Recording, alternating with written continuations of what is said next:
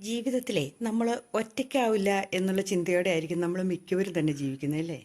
പക്ഷെ ഒരു യാഥാർത്ഥ്യം മനസ്സിലാക്കണം. ഏതെങ്കിലും ഒരു അവസരത്തിൽ നമ്മൾ തന്നെയാവേണ്ട അവസ്ഥ വരും ഇല്ലേ? ഒന്നുകിൽ മക്കളൊക്കെ പഠിച്ച് ദൂരത്തേക്ക് പോകുമ്പോൾ, അല്ലെങ്കിൽ നമ്മളിൽ ഒരാൾ നഷ്ടപ്പെട്ടു, ഭാര്യ ഭർത്താവ് ആരെങ്കിലും നഷ്ടപ്പെട്ടു പോകുമ്പോഴോ, ഏതെങ്കിലും ഒരു അവസരത്തിൽ അന്ന് നമ്മുടെ കൂടെ നമ്മുടെ സഹോദരങ്ങളോ അല്ലെങ്കിൽ നാട്ടുകാരോ നമ്മുടെ കുടുംബാംഗങ്ങളോ അല്ലെങ്കിൽ നമ്മുടെ മക്കളോ ആരും നമ്മുടെ കൂടെ വന്നിരിക്കാൻ അവർക്ക് സമയം കാണില്ല.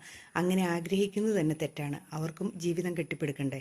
അവരുടേതായ ഒരു ജീവിതത്തിലേക്ക് മുന്നേറുമ്പോൾ അതിനു വേണ്ടിയിട്ട് അവർ ഓടി നടക്കുമ്പോൾ നമ്മളൊരു ബാധ്യതയായി തീരുകയും ചെയ്യും ഇല്ലേ? അപ്പോൾ അതിനു മുമ്പ് തന്നെ നമുക്ക് ജീവിക്കാനുള്ള ഒരു കൊച്ചു സമ്പാദ്യമെങ്കിലും നമ്മൾ ഉണ്ടാക്കി വെക്കാൻ ശ്രമിക്കണം. കാരണം നമ്മൾ മക്കളെ പഠിപ്പിക്കുമ്പോഴാണെങ്കിലും ഏത് സമയത്താണെങ്കിലും കുഞ്ഞുനാൾ തൊട്ട് നമ്മുടെ കുഞ്ഞു മക്കളായിരിക്കുമ്പോൾ തൊട്ട് പഠിപ്പിക്കുമ്പോൾ ഒരു പെർസെൻറ്റേജെങ്കിലും നമ്മൾ സമ്പാദ്യങ്ങൾ മാറ്റി വെക്കണം. ആ സമ്പാദ്യങ്ങൾ എന്തെങ്കിലും കൂടിയിട്ട് നമ്മുടെ പേരിൽ ഒരു FD ആയിട്ട് ഇട്ടിരിക്കണം. ഏതെങ്കിലും ഒരു സമയമാകുമ്പം അതൊരു വമ്പൻ തുകയായിട്ട് അത്യാവശ്യം നമുക്ക് ജീവിക്കാനുള്ള തുകയായി മാറും. അല്ലാതെ എൻ്റെ കയ്യിലൊന്നുമില്ല, ഞങ്ങൾ പാവപ്പെട്ടവരാണ്, ഞങ്ങൾക്ക് ഒന്നുമില്ല എന്ന് പറഞ്ഞിരിക്കരുത്.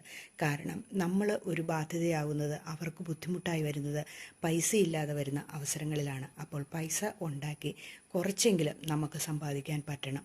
എല്ലാം കൈവിട്ട് നമ്മൾ കളയരുത്. കാരണം നമ്മൾക്ക് നമ്മുടെ ജീവിതാവസാനം വരെ ജീവിച്ചല്ലേ പറ്റുകയുള്ളൂ ഇല്ലേ? അപ്പോൾ എപ്പോഴാണേലും നമ്മൾ തന്നെയാകും. നമ്മളെ നോക്കാൻ ആരും കാണാത്ത ഒരവസ്ഥ വന്നാൽ പോലും നമ്മൾക്ക് എവിടെയെങ്കിലും ഒന്ന് പോയി നിൽക്കണമെങ്കിൽ, ആരുടെയും കൈ നീട്ടാതെ പോയി നിൽക്കണമെങ്കിൽ നമ്മൾക്കൊരു കൊച്ചു സമ്പാദ്യം നമ്മുടെ പേരിൽ ഉണ്ടായിരിക്കണം. ശരിയാണോ? നിങ്ങളൊന്ന് ചിന്തിച്ച് നോക്കിക്കേ.